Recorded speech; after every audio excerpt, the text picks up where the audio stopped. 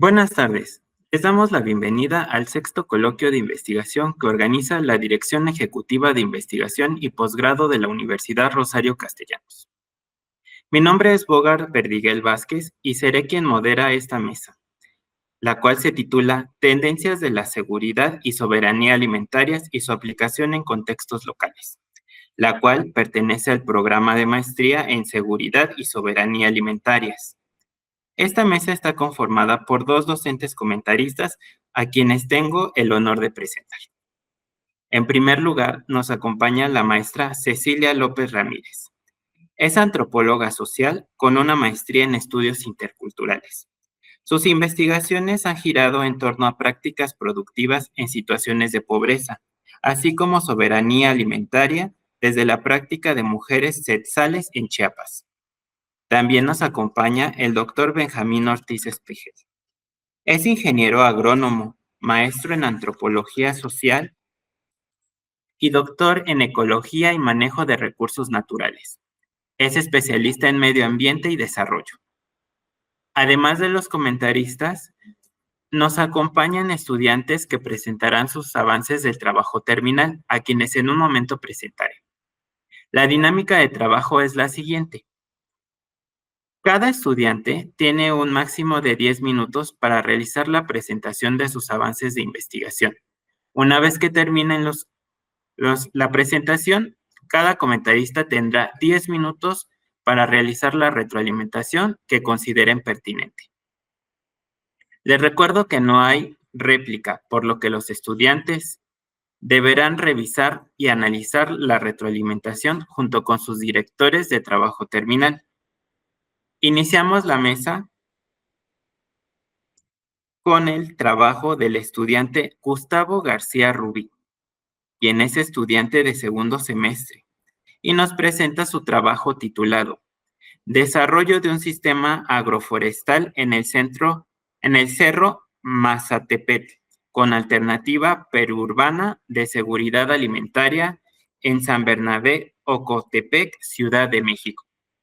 Adelante, Gustavo. Muchas gracias. Voy a presentar.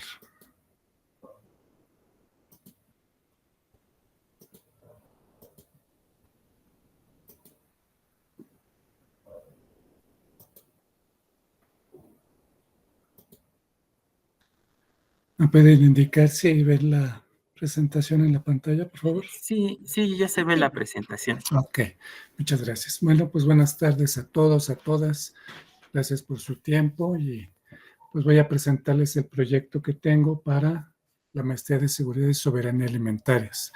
El título del proyecto pues es una propuesta de un sistema agroforestal en el Cerro Mazatepetl como una alternativa periurbana de la seguridad alimentaria en San Bernabé, Ocotepec, en la Ciudad de México. Bueno, para este trabajo de investigación, pues tengo que abordar el tema de las áreas naturales protegidas aquí en la Ciudad de México, porque va a ser el espacio en donde se va a realizar la investigación y el proyecto finalmente. Se intenta en este proyecto afianzar la idea de un sistema agroforestal que consiste en la combinación de una producción agrícola y forestal para lograr una mayor eficiencia y sostenibilidad, tanto en la parte ecológica como en la parte alimenticia. El lugar es el Cerro Mazatepetl, o también llamado el Cerro del Judío, que está ubicado en el sur poniente de la Ciudad de México, en la alcaldía Magdalena Contreras, y de manera muy específica en el pueblo de San Bernabé, Ocotepec. Y la tendencia es finalmente la seguridad alimentaria, donde es producir alimentos sanos, frescos, nutritivos y sostenibles en esta área natural protegida, que ahorita es parque ecoturístico, pero que finalmente puede también convertirse en una opción para implementar el sistema agroforestal. ¿Cuáles son las situaciones, las problemáticas que presenta este espacio? Bueno, en primer lugar, es un pueblo con una historia bastante interesante, más o menos está datado desde el año 1200 de nuestra era. Eran principalmente un asentamiento comunal, ejidatario, que se dedicaban a la producción agrícola, y posteriormente ya en los años 60, 70, empiezan a llegar migrantes de los estados colindantes de la Ciudad de México. Y de ahí devienen, bueno, pues algunas de las problemáticas que van a caracterizar a este espacio, a esta área natural protegida, como es la contaminación del agua, la pérdida de fuentes naturales, la contaminación atmosférica, visual, el tráfico, la urbanización, la pérdida de biodiversidad y sobre todo la falta de producción de alimentos y la pérdida de la dieta tradicional, debido precisamente a la urbanización constante y en crecimiento que se va a dar en esta área, en este Cerro Mazatepetl. Y bueno, para la investigación se consideran la deforestación y la urbanización como dos elementos que influyen en la pérdida de este patrimonio ecológico del pueblo de San Bernabé, Ocotepec.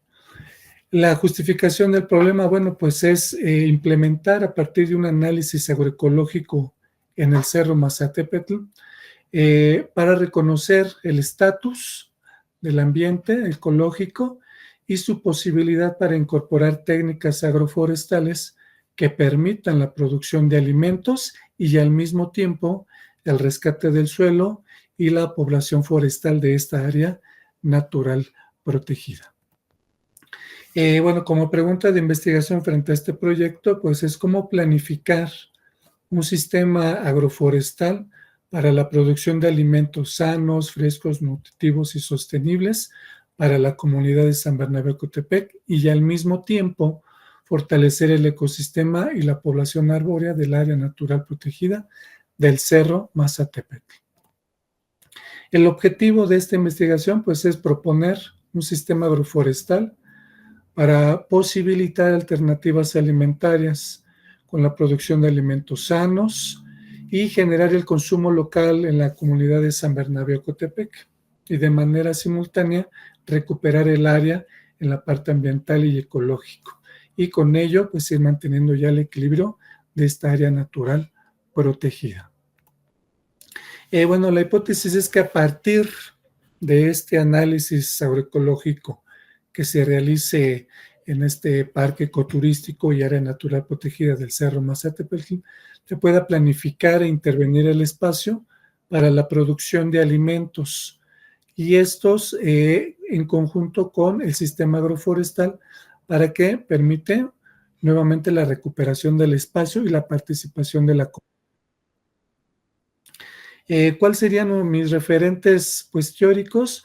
Pues por un lado la agroecología, ¿no? Que va a permitirnos hacer este estudio, este análisis, que va a establecer las técnicas y las dinámicas de interacción ya en la propia área natural protegida para implementar el sistema agroforestal y con ello pues hacer mucho más eficientes los recursos naturales, ¿no? El trabajo en comunidad, las relaciones sociales y económicas de la comunidad de San Bernabé, Ocotepec.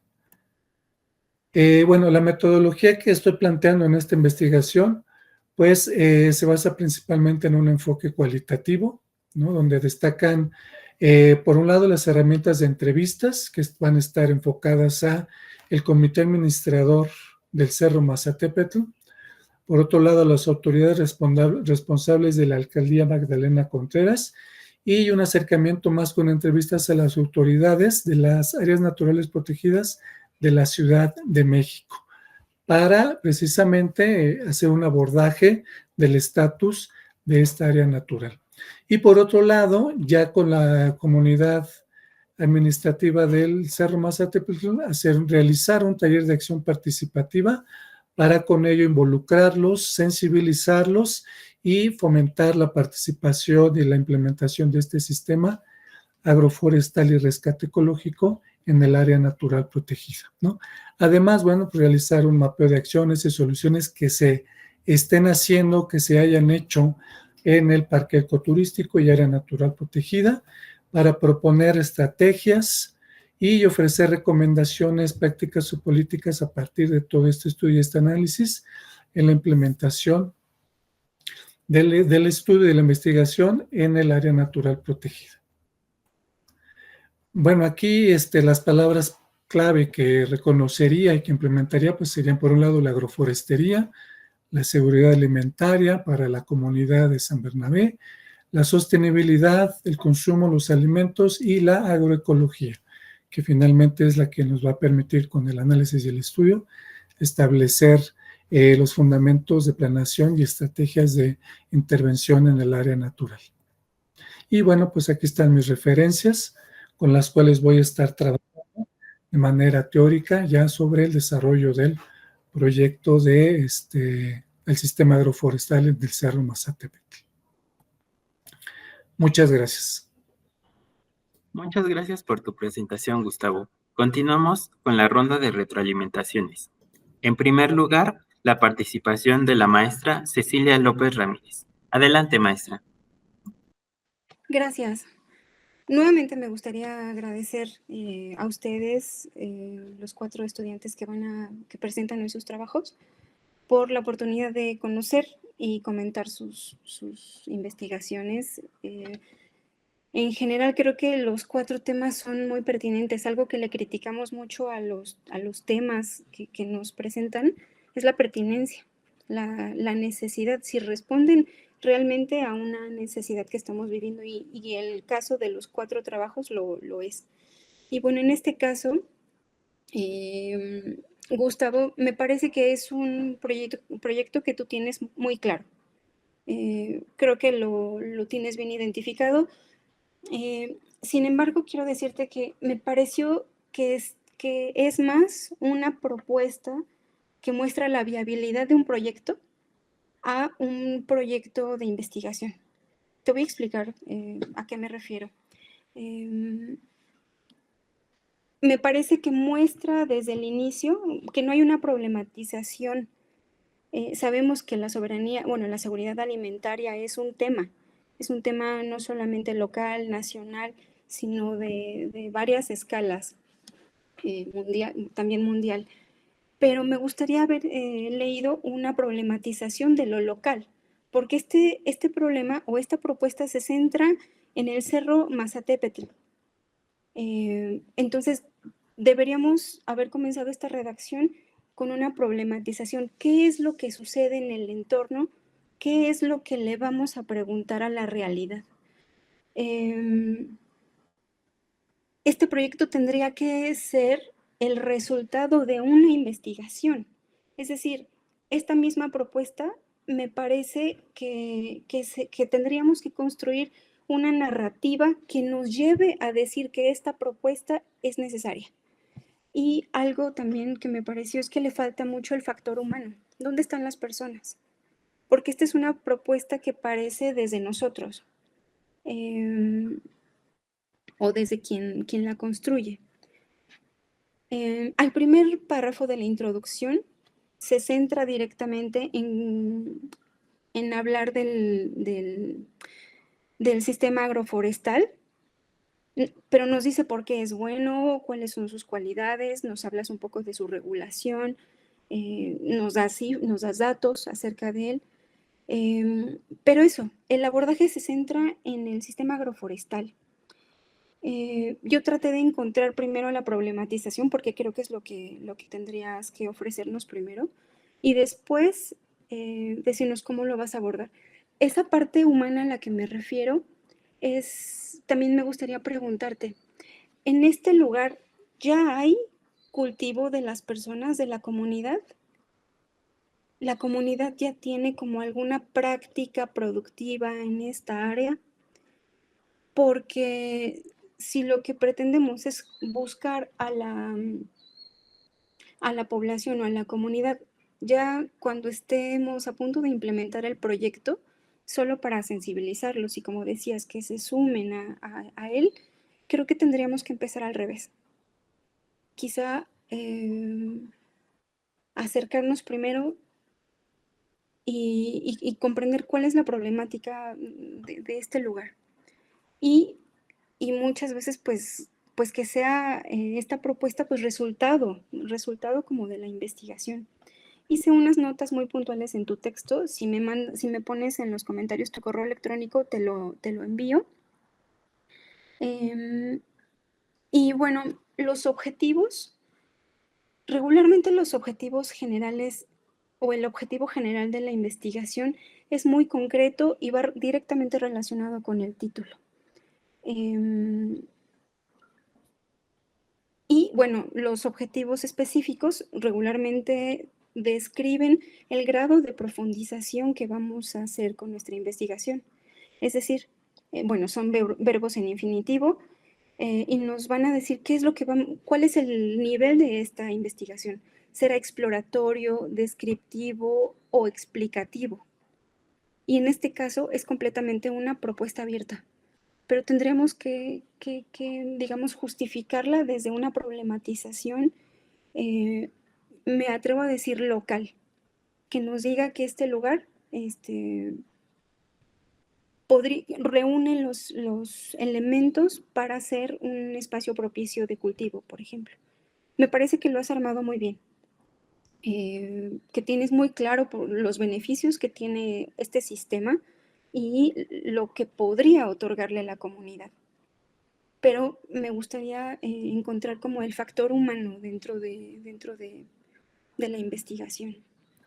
Y bueno, también me atrevo a recomendarte dos textos, que uno es de investigación cualitativa, desde cómo investigar y cómo escribir en la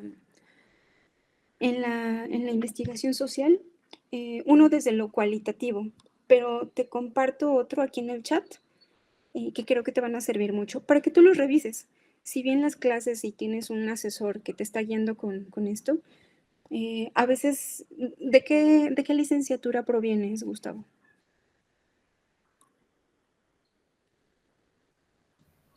De pedagogía.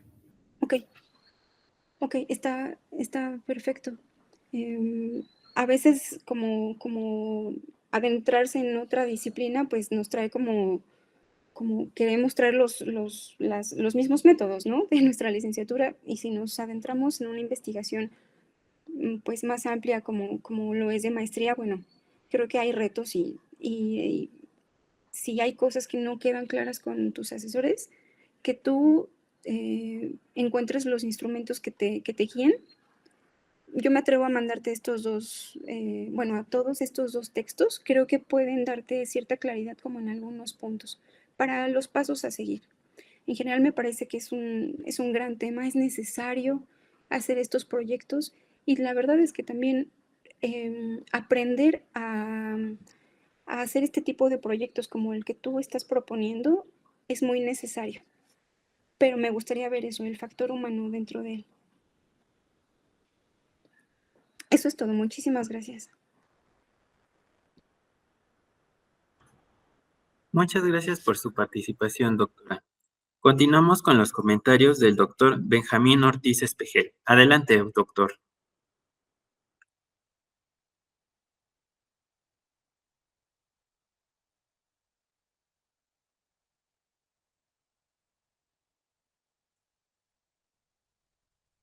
Doctor Benjamín. Gracias. Gracias, Gustavo.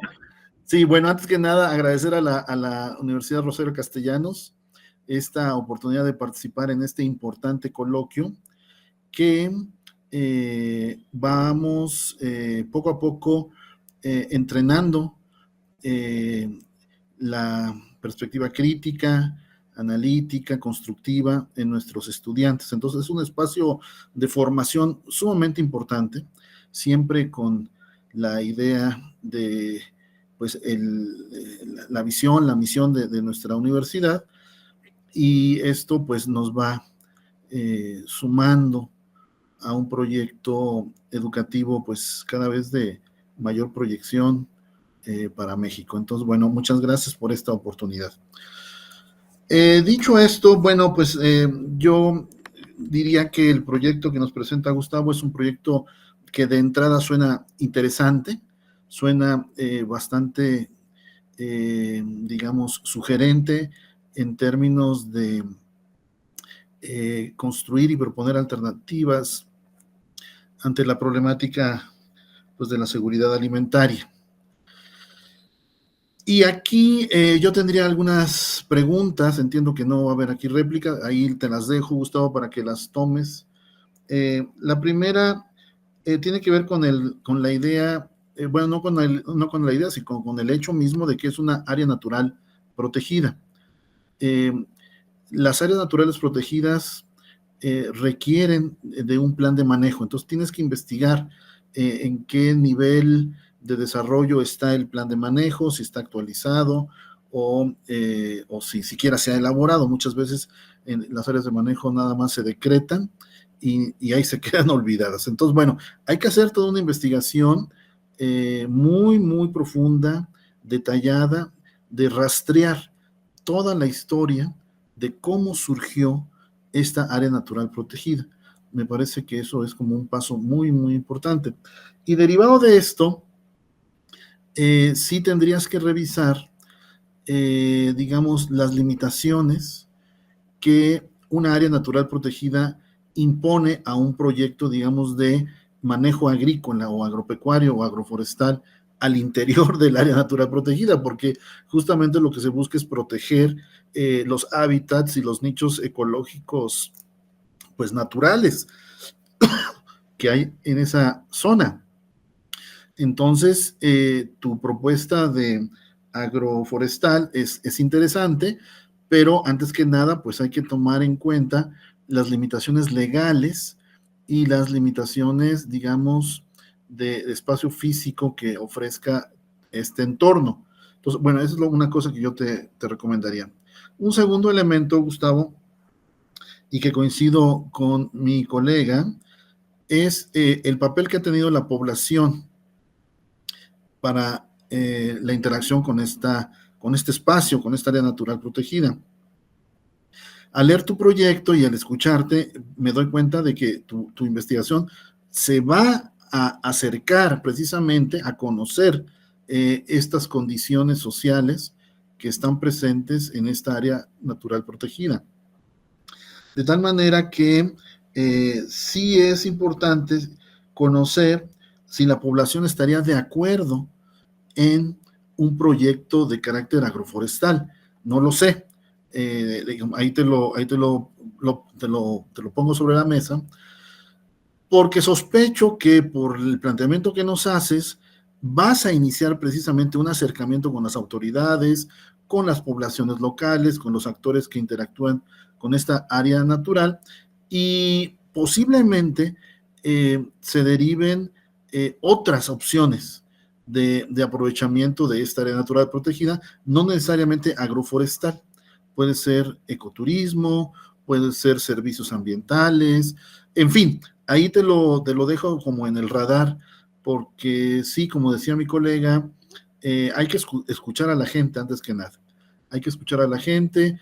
Por supuesto, nosotros como técnicos, como científicos, tenemos también el derecho de poderles ofrecer y proponer algunas propuestas técnicas, pero nunca que pasen por encima, digamos, de lo que a la gente le interesa, ¿no?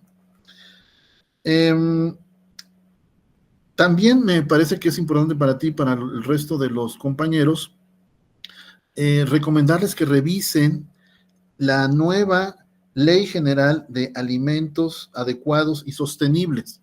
No sé si ya lo conozcas, Gustavo. No, acaba de salir. Ya fue publicada en el Diario Oficial de la Nación en el mes de abril de 2024 y está buenísima. Está buenísima esta ley general. Te recomiendo que la leas completa y ver de qué manera esto puede ayudar a tu planteamiento de proyecto. También me interesaría mucho si pudieras buscar en la literatura ejemplos en otros países o en otras regiones de México donde puedan o estén ya funcionando casos como el que tú nos planteas. Me parece muy interesante, y así lo decía yo desde un principio, áreas, es que no le podemos llamar áreas verdes, sino áreas productivas justamente, ¿no? Áreas productivas que estén ofreciendo servicios y estén ofreciendo productos alimenticios a las localidades locales. Eso me parece súper bien, súper bien.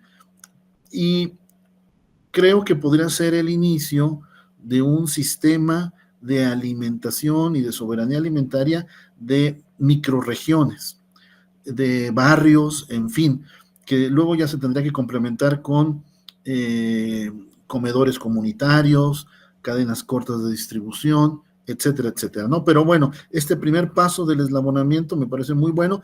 Busca literatura, yo creo que vas a encontrar de otros lugares y eso va a fortalecer tu propuesta. Yo creo que con eso puedo terminar mi comentario. Gracias. Muchas gracias por sus comentarios, doctor. Continuamos con la participación del alumno José Guadalupe Molina Jaimes. Él es estudiante de segundo semestre y nos presenta su trabajo titulado Análisis de la inseguridad alimentaria en la Ciudad de México durante el periodo 2012-2022. Adelante, José.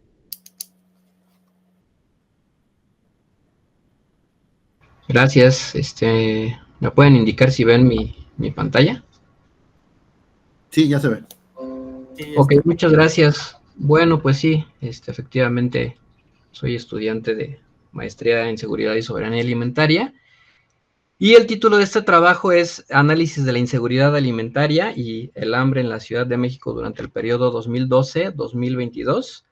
Cabe aclarar que el trabajo que seguro ahora tienen en sus manos los comentaristas, bueno, pues apenas será un protocolo, algunos avances, y lo que presento ahora o lo que comentaré ahora está un poquito más desarrollado.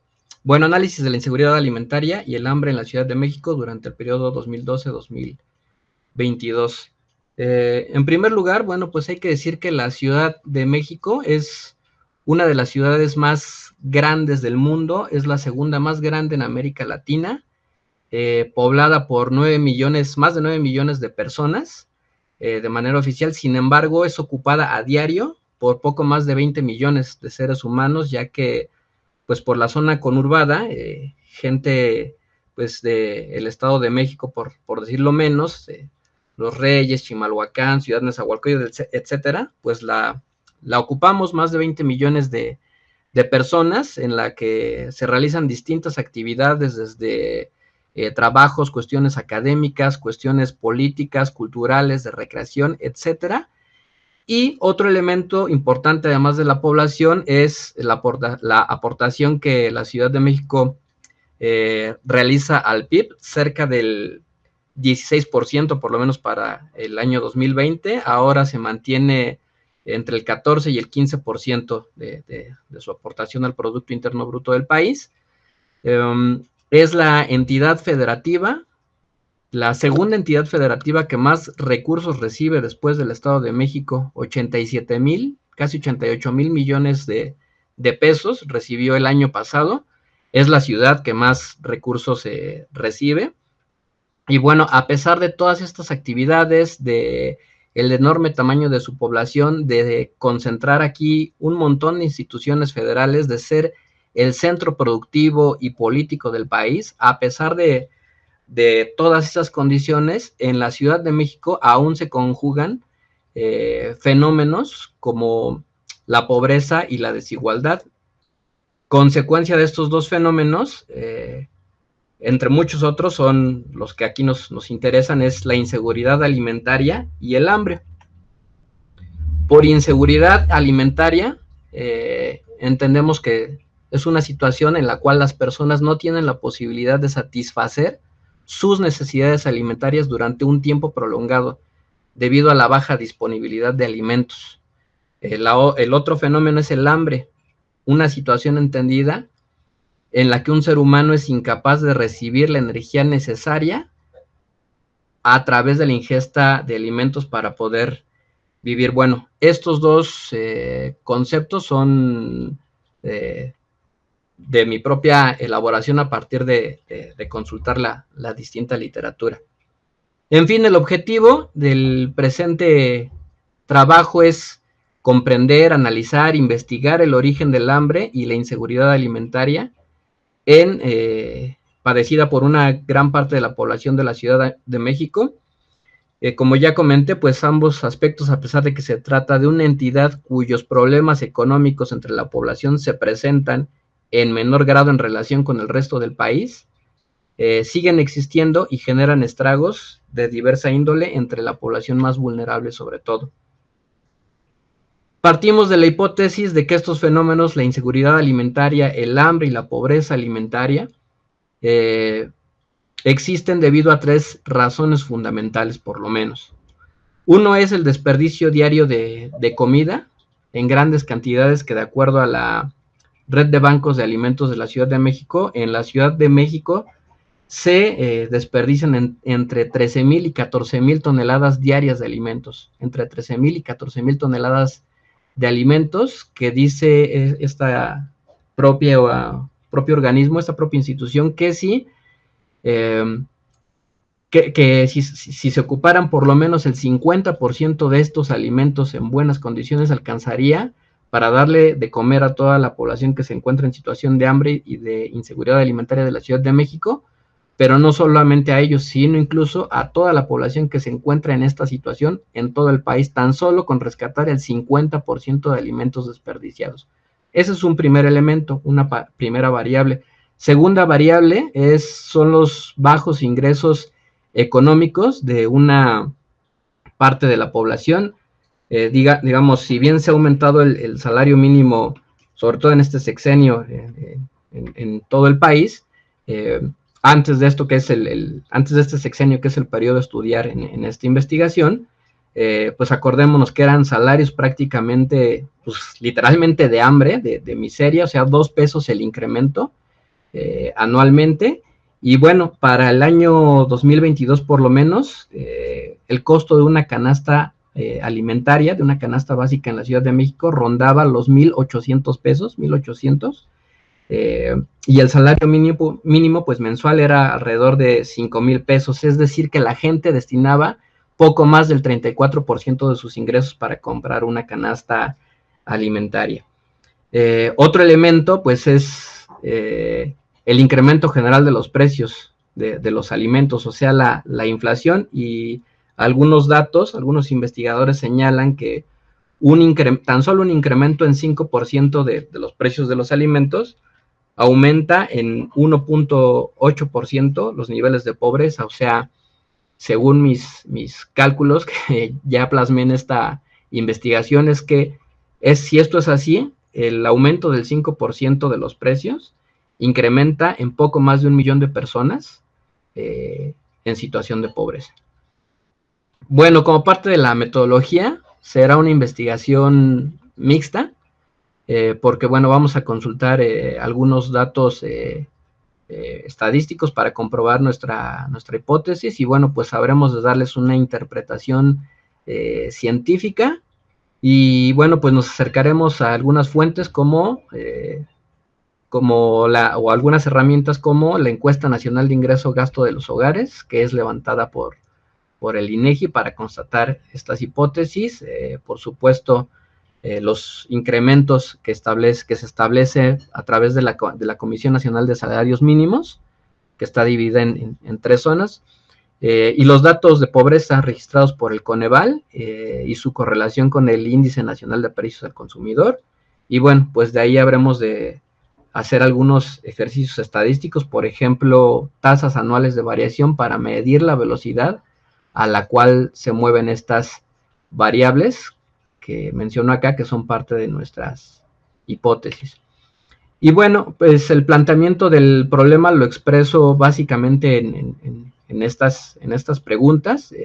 Quizás la primera es en donde condensaría pues el planteamiento del problema, y es: ¿por qué ocurre el hambre, la inseguridad y la pobreza alimentaria en la Ciudad de México? Es decir, me interesa saber dónde está el origen de estos fenómenos para poder dar propuestas de cómo poderlos resolver. Y bueno, pues parte de ello es preguntar entonces si se puede o no garantizar el acceso físico, económico y social de alimentos de calidad a toda la población de la Ciudad de México, en particular a la población de más bajos ingresos. ¿Se puede abatir el hambre en la Ciudad de México? Y haciendo un símil, ¿no? Alguna vez se declaró a la Ciudad de México, al país, como territorio libre de analfabetismo.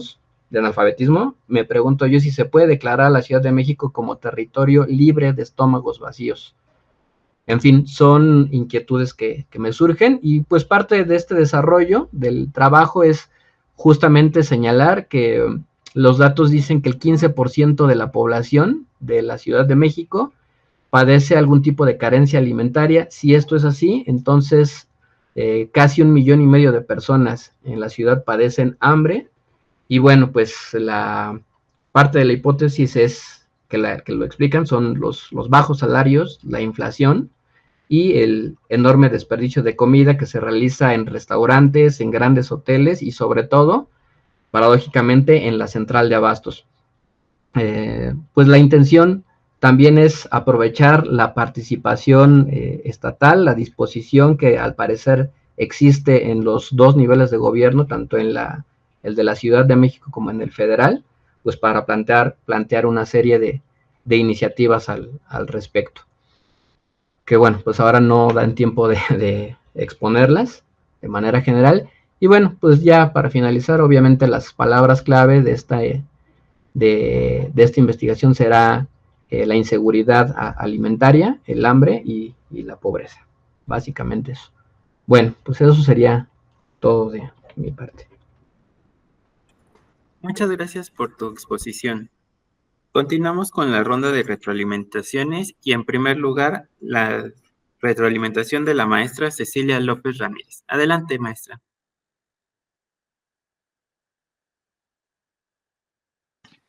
Gracias. Hola, Guadalupe. Pues yo me siento muy, muy cercana a tu trabajo, realmente.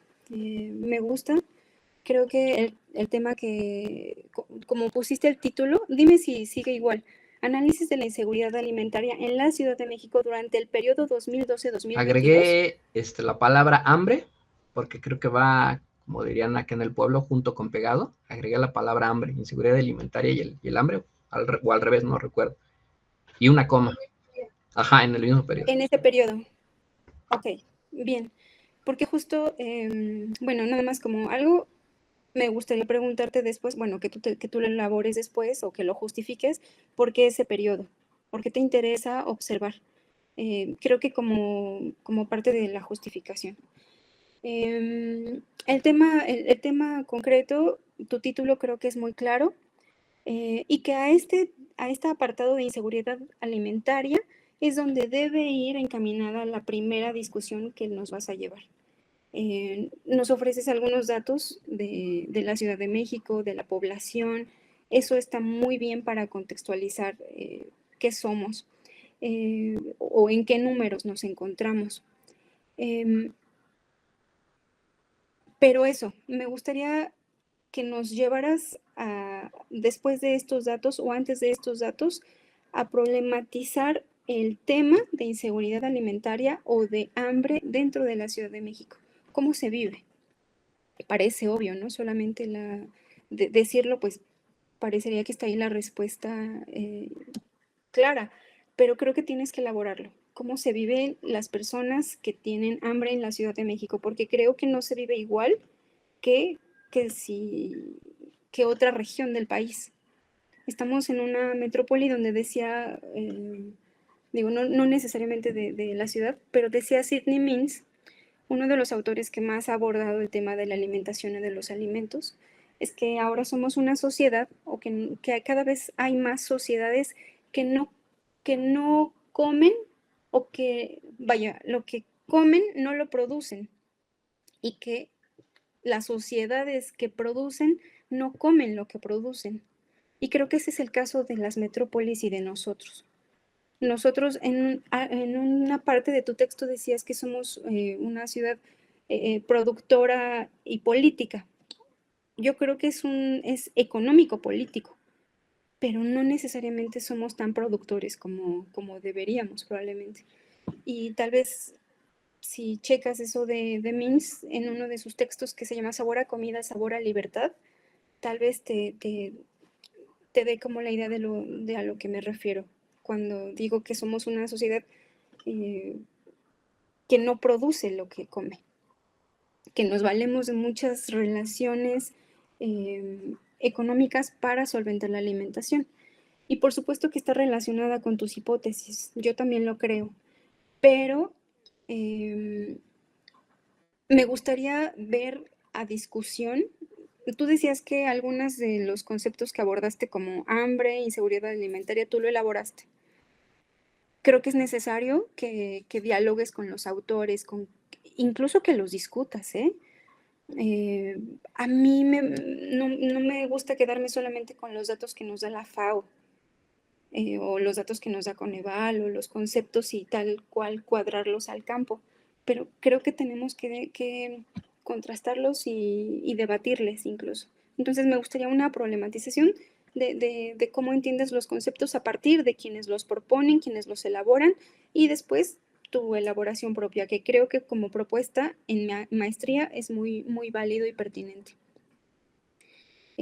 A mí me gustaría también que discutieras con un autor que se llama Francisco Checa y Olmos. Hizo una reflexión antropológica para entender la pobreza y las desigualdades humanas. Por supuesto que ese es un tema un texto de 1995, pero para discutir y entender un fenómeno tan complejo como la pobreza, creo que tendrás que entrarle y que te ayude a ver cosas que faltan o que tendrán que hacer parte de tu investigación. Me gustaría ver más datos de pobreza en los habitantes de la Ciudad de México. ¿Cuántas personas dice el INEGI que están en pobreza, en Coneval? Sí, esos datos, como te decía, pero busca más fuentes, que no sean como los únicos que tú encuentres. En tu construcción decías personas incapaces ¿dónde está? Un ser humano es incapaz de recibir energía necesaria de la ingesta de alimentos. ¿A qué te refieres con esto? ¿Y qué elementos lo hacen incapaz? Desarrolla, discute con eso que nos dices. Y recuerda que el objetivo general pues va directamente construido con el título que nos estás proponiendo. Otra. Hay un apartado que pones en la metodología donde dice, a partir de los datos recabados en estos materiales se construirán los instrumentos estadísticos. Yo creo que estos son, o que con una construcción distinta pueden ser parte de tus objetivos específicos, más que metodología, me atrevo a decir. Te lo puse en una notita, en un comentario dentro de tu texto y te lo puedo enviar si me pasas tu mail. Y dices que intentarás comprender las raíces de inseguridad alimentaria de gran parte de la población. ¿Cómo vas a trabajar estos datos? ¿Cómo lo vas a reflexionar? Creo que esto es parte de un análisis hermenéutico, que particularmente es una herramienta filosófica que nos ayuda a comprender, a interpretar desde nuestra propia visión. Pero creo que si lo mencionas como un eje de análisis, bueno, también puede ayudarte. Déjame ver qué más. Bueno, y también me gustaría que checaras estos dos libros que les propuse sobre de cómo hacer investigación. Y en este caso, sé que no toda es cualitativa, sino cuantitativa, pero para que obtengas algunas herramientas de recabación de datos. Entonces, en el chat les puse 2 textos, revísalos. Creo que le va a caer muy bien a tu investigación, me parece muy pertinente. Si de algo debe servir como la investigación es para responder a necesidades que nos apelan o que nos interpelan en el presente, y la tuya lo hace. Gracias. Muchas gracias por sus comentarios, doctora. Continuamos con la participación del doctor Benjamín Ortiz Espejel. Adelante, doctor. Gracias. Ahora sí, primero prendí el micrófono. Bien, muchas gracias, José Guadalupe. Muy interesante también tu propuesta de investigación. Súper interesante. Y me parece que el planteamiento es un planteamiento de alta complejidad, dado, digamos, los múltiples mecanismos que existen en una ciudad tan grande, tan compleja, de tanta historia y de tantas heterogeneidades como es la Ciudad de México. Entonces, no puedo dejar de sugerirte que tengas herramientas cartográficas. O sea, es indispensable que espacialices los datos que tú estás proponiendo construir, y me parece que de aquí se deriva la necesidad de hacer una zonificación de las condiciones de vulnerabilidad ante la inseguridad alimentaria en la Ciudad de México. Sería muy interesante tener un mapa de las delegaciones que satisfacen en cierta medida los indicadores que tendrás tú que establecer a partir del cruce de tus 3 variables. Eso sería muy interesante que lo pudieras establecer en un manejo de sistema de información geográfica, porque no lo vi en el planteamiento del documento, ni tampoco en tu exposición. Es decir, espacializar el fenómeno de la inseguridad alimentaria en la Ciudad de México es un golazo. Es un golazo para orientar políticas públicas, para orientar presupuesto participativo, etcétera, etcétera, etcétera. Entonces es muy bueno esa idea. Y a nivel de literatura que yo te podría recomendar, te recomiendo que sigas la obra del doctor Julio Volvinic. Julio Volvinic, que es un investigador emérito del Colegio de México y ha desarrollado muchas propuestas de canastas básicas, y sigue trabajando, es un investigador. Te recomiendo mucho que lo consideres. Veo que sí ubica su obra, entonces es muy importante la consideración del doctor Julio Volvinic. Luego también noté que en tu presentación oral no coincidió con tu presentación escrita en un pequeño detalle que dice gran parte o una parte. O sea, cuando estamos hablando de Ciudad de México, que estamos hablando de 20 millones de personas, hablar de una parte o de gran parte es un mundo de diferencia. Entonces sí te pido que con tu director de tesis o directora de tesis, que esclarezcan el alcance de carácter metodológico si van a trabajar todas las delegaciones de la Ciudad de México, lo cual sería fantástico, o van a tomar una muestra, ¿sí? Porque estamos hablando de millones de datos que vas a tener que procesar. O sea, esto no lo procesas en una PC normal, tendrás que tener una estación de trabajo, y máxime si lo vas a cartografiar, vas a requerir de un gran poder de procesamiento de información, pero que te ayudaría mucho si tomaras muestras, ¿no? Que no tomes todo el universo. Y no vi a lo largo de tu exposición ni en tu documento que ante un problema no solamente de alta complejidad, sino de un gran número de elementos que intervienen, estés pensando en tomar todos los datos o tomar una muestra, ¿no? Entonces eso, ahí te lo recomiendo, es el tema de las muestras. Y ya para cerrar, creo que habría otro elemento que lo pongo ahí en tu radar, que sería el tema de la malnutrición.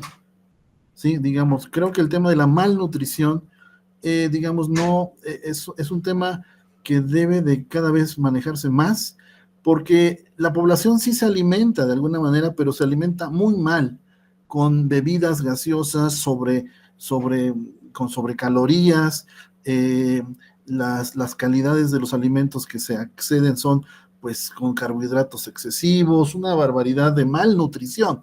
Entonces, ahí lo pongo en discusión contigo, si estamos hablando de que hay hambrunas en la Ciudad de México, donde la gente está padeciendo hambre porque no tiene qué comer, o más bien están muy malnutridas, y esto lleva al tema de una mala salud, que tiene efectos de comorbilidad ante pandemias, ante eventos como terremotos, etcétera, etcétera. Entonces, bueno, ahí lo pongo en tu radar, el tema de la malnutrición, junto con los otros elementos que tú has mencionado. Bueno, pues yo, bueno, y otro elemento también que me parece importante, en tu documento no presentas bibliografía.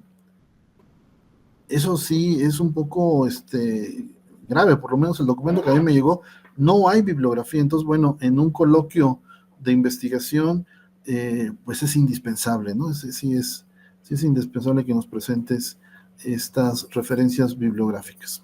Gracias. Muchas gracias por sus comentarios, doctor. Continuamos con la presentación de la alumna Silvia Eugenia Gómez Vázquez, quien es estudiante de segundo semestre y nos presenta su trabajo titulado Los bancos comunitarios de semillas como alternativa para solucionar la escasez de semillas en los huertos establecidos en la alcaldía Iztapalapa. Adelante, Silvia. Sí, hola, buenas tardes, muchas gracias. Bueno, voy a presentar.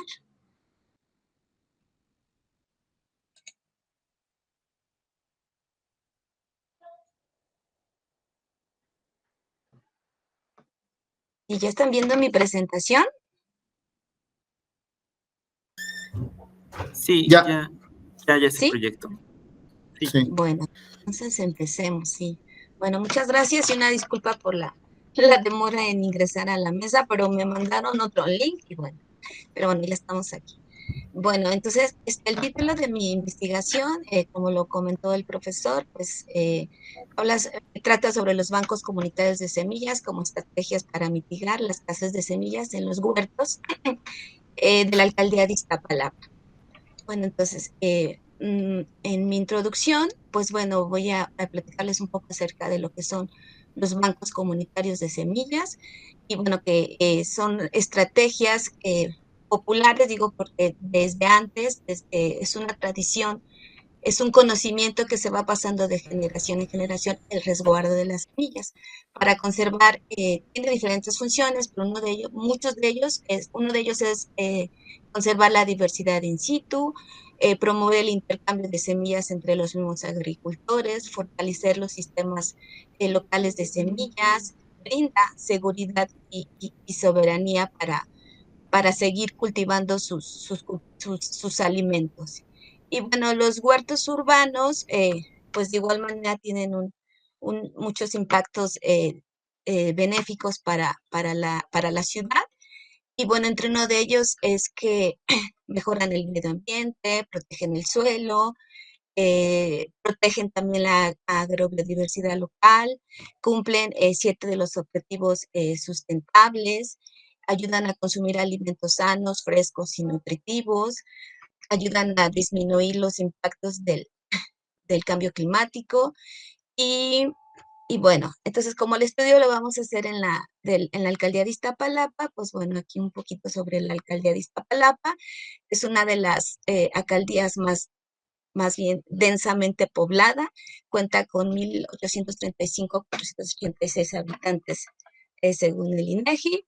Está constituida por 15 pueblos originarios que son considerados los pueblos más antiguos de la Ciudad de México.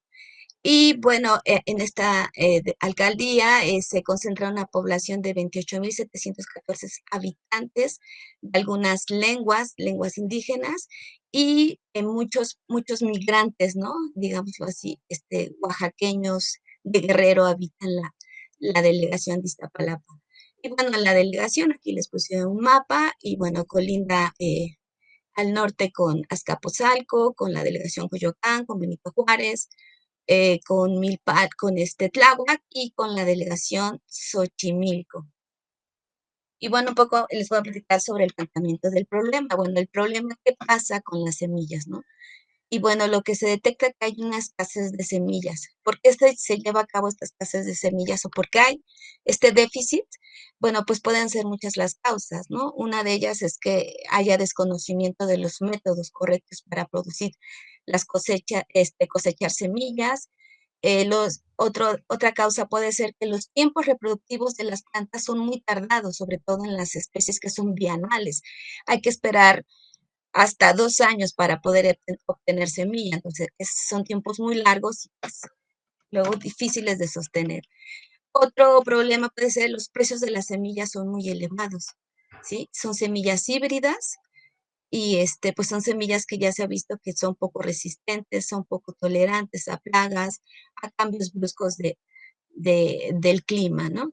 Y bueno, otra causa puede ser que pues no hay programas por parte del gobierno federal ni local que apoye el abasto de semillas para los productores de los huertos en la alcaldía de Iztapalapa.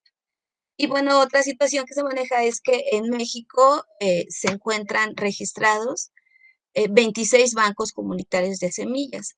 Y bueno, son coordinados por instancias gubernamentales, como es el Sistema Nacional de Recursos Fitogenéticos y el Sistema Nacional de Inspección y Certificación de Semillas, ¿no?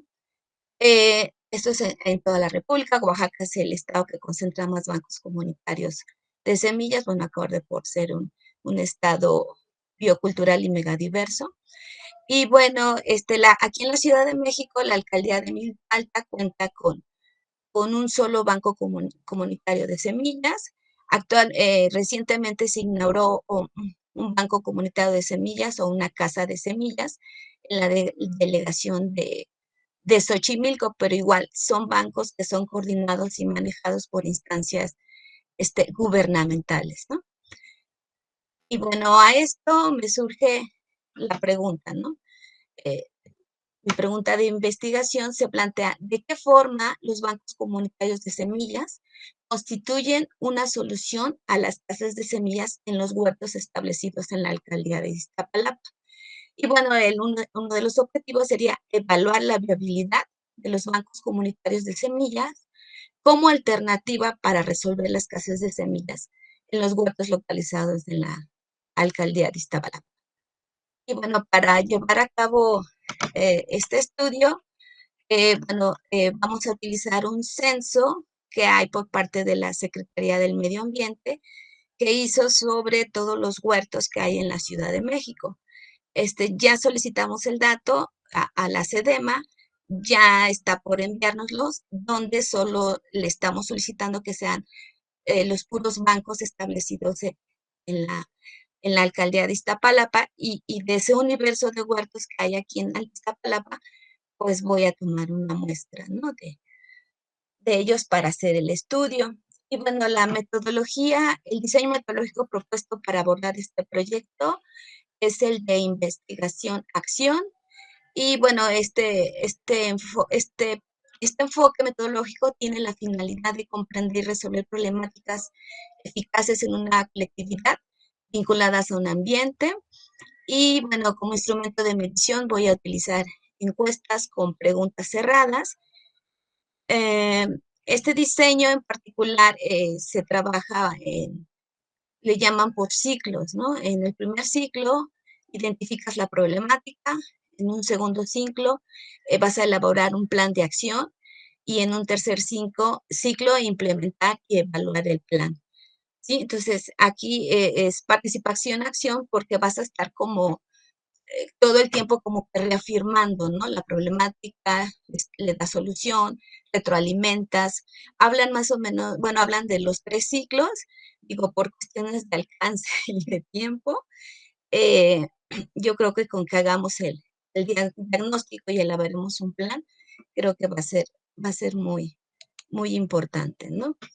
Y bueno, la justificación, bueno, esto nos permitirá entender si realmente los bancos de semilla en un contexto de la Ciudad de México representan una alternativa para solucionar la escasez de semillas.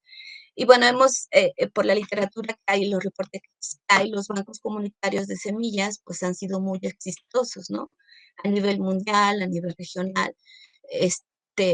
Entonces vamos a ver, ¿no? Qué tan viables o qué tan bien podrían resultar en este contexto de la Ciudad de México.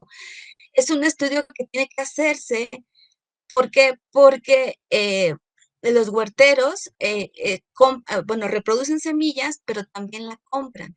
Entonces compran semillas que son híbridas, como les comenté anteriormente, son poco adaptadas, sí pueden tener altos rendimientos siempre y cuando sean manejados con cantidades muy elevadas de agrotóxicos que dañan el ambiente, que dañan la salud, que contaminan los suelos. Entonces, estas semillas híbridas aparte no se pueden resguardar, si no las podemos guardar porque presentan segregación genética. Entonces, esto hace que en una segunda, si tú compras una semilla y en una segunda, esa semilla la guardas, y luego la reproduces y luego la quieres guardar, en la siguiente siembra, los frutos, digamos así, que te van a dar, pues ya no van a ser iguales a los primeros, o sea, por esta segregación genética. Son semillas poco resistentes, ¿sí? Y bueno, mm, entre una de las causas que puede estar originando esta compra de semillas híbridas, aparte de costos, aparte de que no se pueden resguardar, pues también están desplazando las variedades locales, ¿no? Que sí se ha demostrado, se ha visto que son más resistentes, ¿no? A los cambios abruptos, a plagas, a situaciones de estrés hídrico. Y bueno, él también es importante porque pues, si no tienes dinero para comprar semillas, pues eso va a limitar también tu producción, ¿no?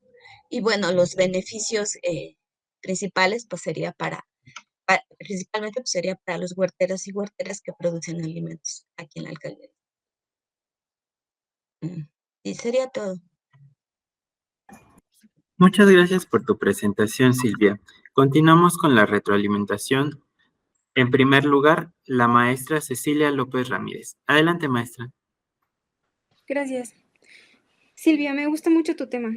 He trabajado con conservación de semillas, pero no en contextos urbanos. Entonces, me parece que es un tema muy importante, más de lo que podría parecer para los grandes temas nacionales, ¿no? Creo que tu título todavía puede mejorar.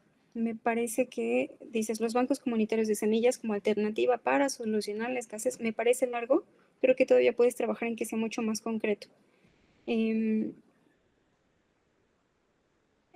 Justamente en una de las últimas láminas que nos presentas, yo creo que es la problematización con la que debes iniciar la contextualización del problema.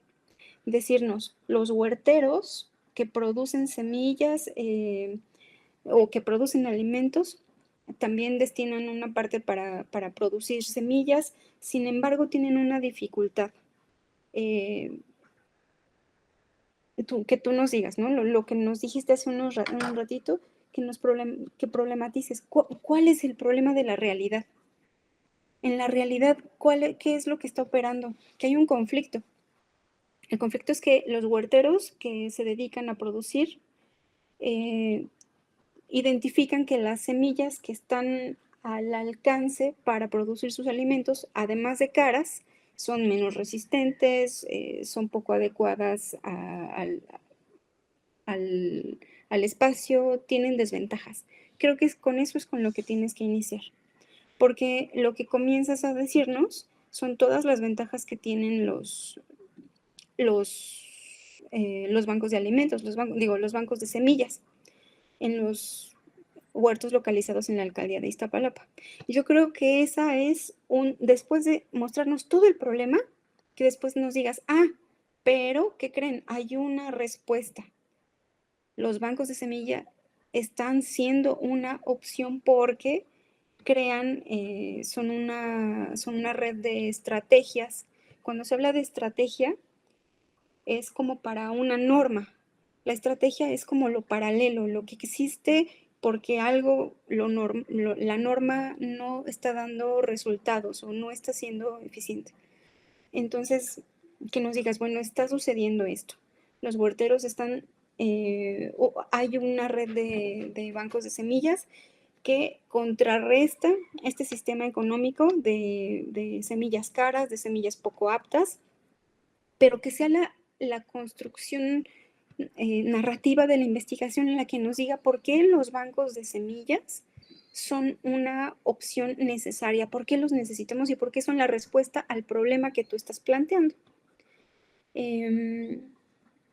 Explícanos la escasez. Te voy a comentar conforme el texto, conforme lo fui leyendo. Explícanos la escasez, danos datos, cuéntanos por qué la escasez es un problema. Parece obvio, ¿no? Pero cuéntanos, dinos más.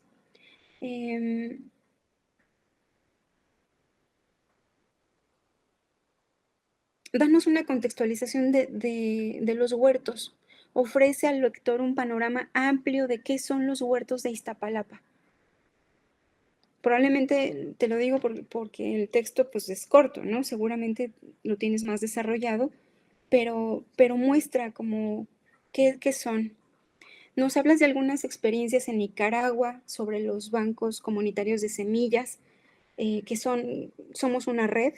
Nos hablas de un caso de Oaxaca, pero si vas a hablar como de nivel Latinoamérica, por ejemplo, pues entonces coloca también la discusión que es la contraparte que se hizo en Colombia, donde la conservación de semillas, por ejemplo, fue vista como una práctica antidemocrática.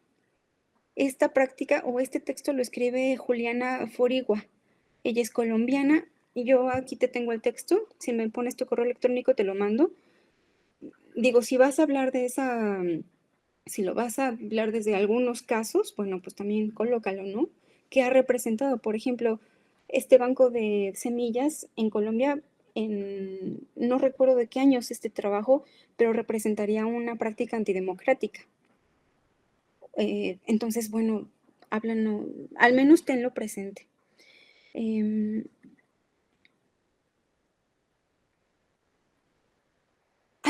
Creo que también es muy pertinente que nos hables del contexto nacional sobre la discusión de las semillas.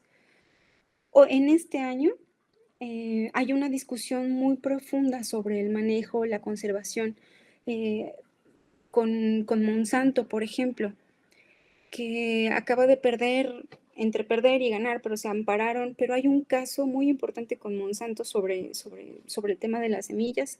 El mismo presidente ha dicho que se seguirá usando el glifosato mientras no haya algo más que le reemplace, que esto funciona. Y bueno, pues también es una discusión que tendrás que hacer. Creo que vale la pena. Las semillas en contextos no urbanos son parte de un sistema de intercambio también. Entre mujeres son un tema de reciprocidad, de cariño, de lazos de afecto, de lazos comunitarios. Hay una vida ritual incluso en torno a las semillas. Las semillas se bendicen. Quiero decir que la preservación o lo que están haciendo estos bancos de semillas no solamente tiene que ver con la obtención intrínseca de conseguir alimentos, es también una postura ante la vida religiosa, es una postura política ante un sistema que comercia con semillas no aptas, por ejemplo. Las semillas nativas también son vistas como patrimonio para las comunidades o para nosotros en nuestros pueblos originarios.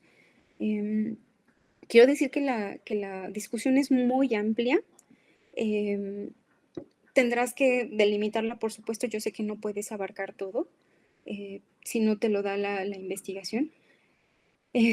Pero creo que sí tienes que darnos un panorama de escalas local, nacional y pues hasta internacional de conservación de semillas. Creo que hay un montón de ejemplos o de ejercicios que pueden dar cuenta de ello. Sí, listo. Solamente eso, Silvia. Gracias. Gracias, profesora. Muchas gracias por sus comentarios, doctora.